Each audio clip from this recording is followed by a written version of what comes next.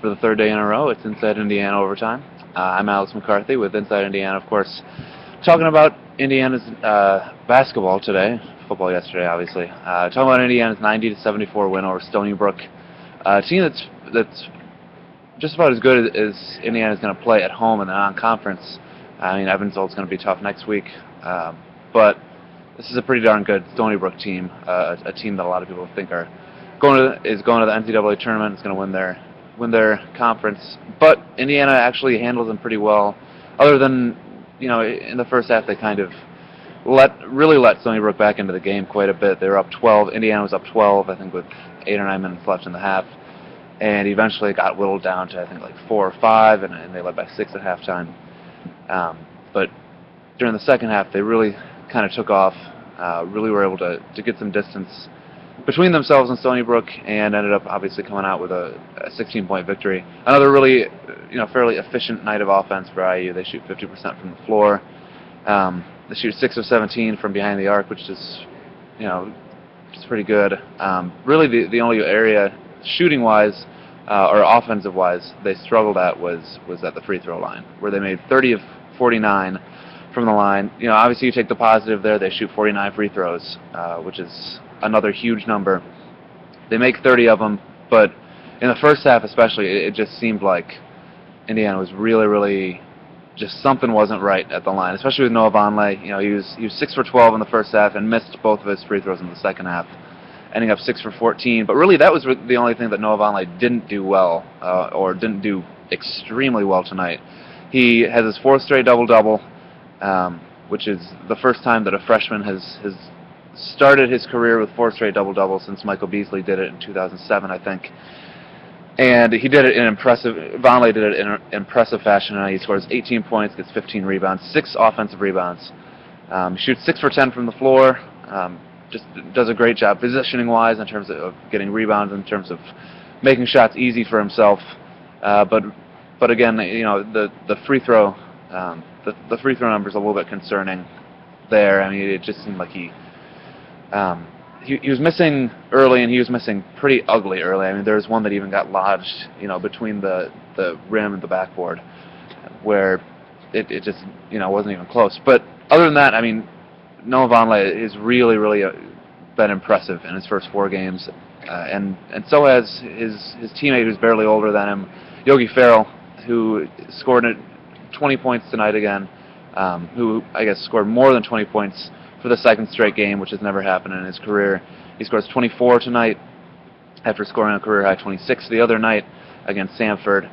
He, again, was able to kind of do it all. He was able to drive. He was able to hit a couple pull-up mid-range shots. He was able to hit 3 three-pointers. He was 3 for 7 from behind the arc, 7 for 16 in general. A little bit of a step back maybe in terms of efficiency from his 8 for 11 performance the other night, but still, you saw a lot of really good things from him on offense, a lot of very diverse things where he was able to shoot both from outside and maybe when they started to press him a little bit, or maybe kind of rolled off a ball screen and drove, and he was able to shoot 10 free throws. Only Vonleh shot more than he did, than Ferrell did, and Ferrell made 7 of his 10 attempts.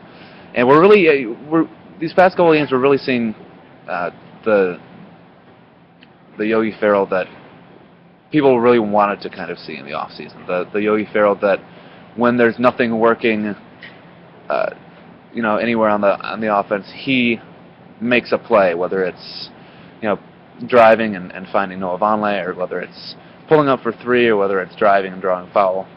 He's really been able to do what the offense needed to do when they kind of stall a little bit. There were a couple moments where Indiana's kind of moving the ball around the perimeter, kind of passing harmlessly around, and Ferrell kind of says enough of this and drives. We've seen that a lot in the past few games, where it's a sign that he is kind of ready to take charge of this offense when nobody else is. And we've seen Will Sheehy again kind of demand the ball and play really well at times. But tonight, outside of the first 4 minutes, Will Sheehy was kind of not there, and a large part of that was because he ended up fouling out, and he had 4 fouls really early in the second half. So he was just kind of a non-factor after halftime, and really even after the first media timeout. He scored Indiana's first 7 points. Ferrell assists him on 3 of those baskets. But he scores those first 7 points and doesn't score again, I don't think. He got one more basket, I guess. He ended up with 9. But, I mean, the point being that he was, he hit a 3, he drove, he made a couple nice plays in the first few minutes. And after that, there really wasn't much of him. He only played 2 minutes, like 2.5 minutes, something like that in the second half because of foul trouble. Both he and Hanner Mosquera-Perea were struggling, with foul trouble a lot, and really they combined for 5 minutes of playing time in the second half, which I think is a sign. And that was the half where Indiana, pulled away and outscored Stony Brook by 10 in that half. And I was kind of thinking during it was.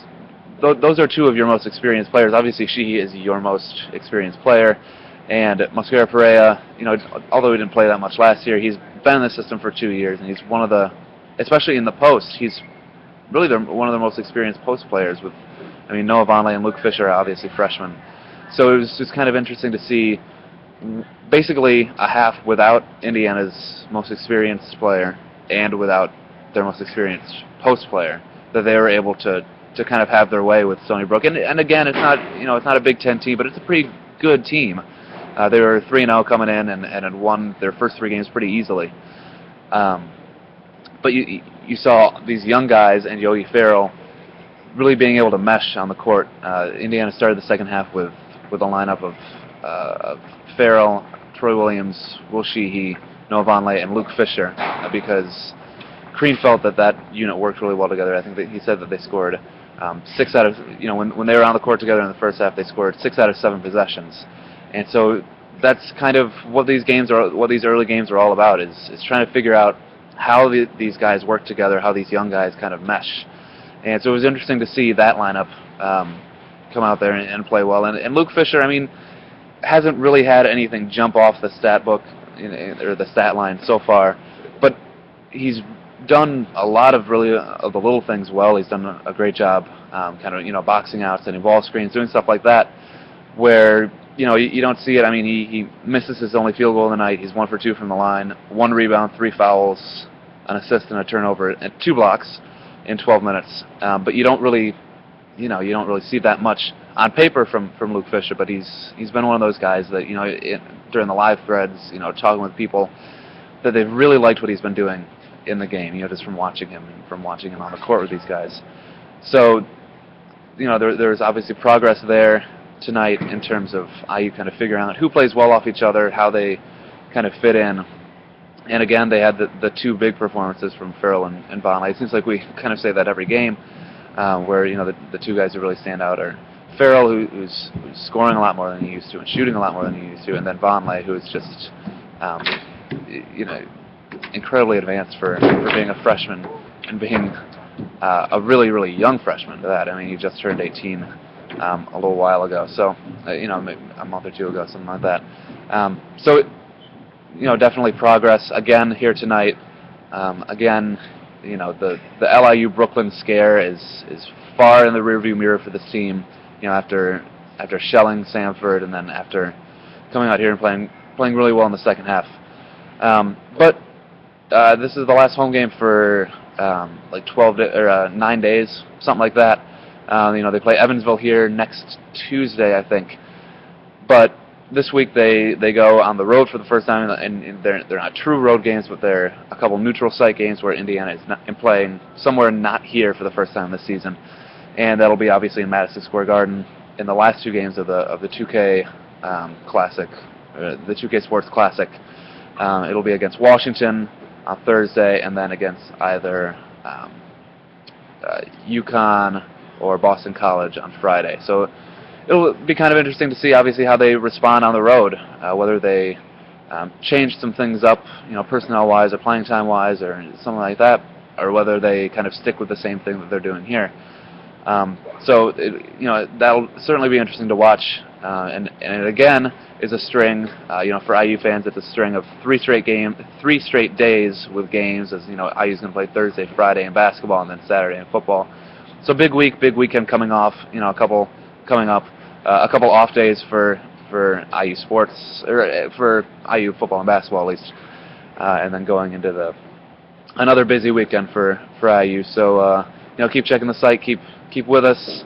VIP room coming tomorrow. Should be a pretty hefty one. Talking signing day, talking this weekend of games. Looking forward to the next weekend of games. So lots of stuff coming your way this week. And thanks as always for sticking with me for the 10 minutes of overtime here. Enjoy the precious hours left of your weekend, and I'm sure you'll see me soon. I'm Alex McCarthy from Inside Indiana, and talk to you later.